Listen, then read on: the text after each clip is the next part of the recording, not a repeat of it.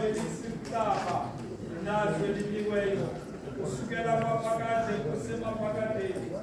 wena unguThixo kusukela kumuntu wemthulile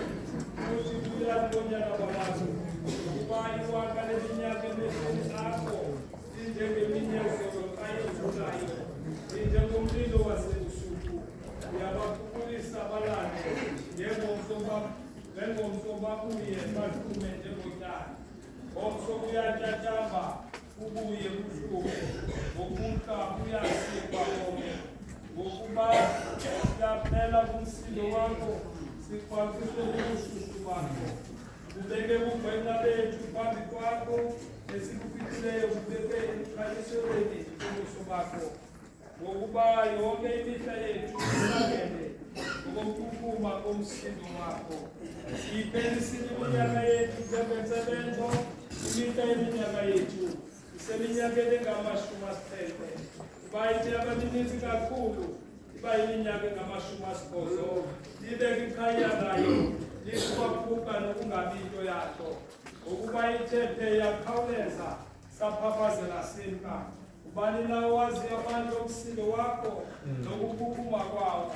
ngoko ufanele ukoyikwa kakho sazise kanye kuyibala imihla yethu ukuze sizuze impilo elungileyo buya Yehova kunini na usohlwaya ngenxa yabakhonzi bakho sithuthise kwakusasa ngenxeba yakho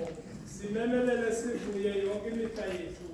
sivuyise ngangemihla owasicinezela ngayo ngangeminyaka esabona ukubi ngayo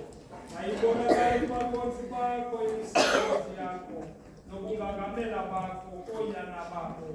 kumnandi kukaYehova makube phezu kwethu zimasa isenzo sezandla zethu phezu kwethu isenzo sezandla zethu kusizima sesona leli lilizwi lenkosi makasikeleleke kasinyayo kwenza kokuhlala empilweni zethu ngoku nakunaphakade amen ngoku mntaneni wam mna ndizakwehla uzonyuka utata ozawusiphumela le nkonzo yestate xa ndisehla bawumashabani uzungcwatha kubeka nokungawuphinda awuzufana nalowa ngelaa xesha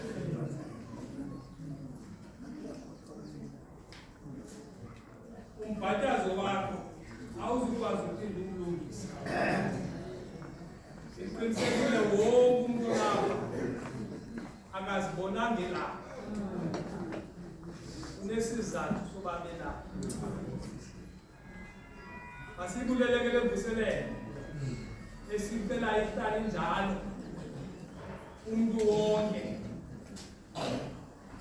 kemnandi ngabe amaculo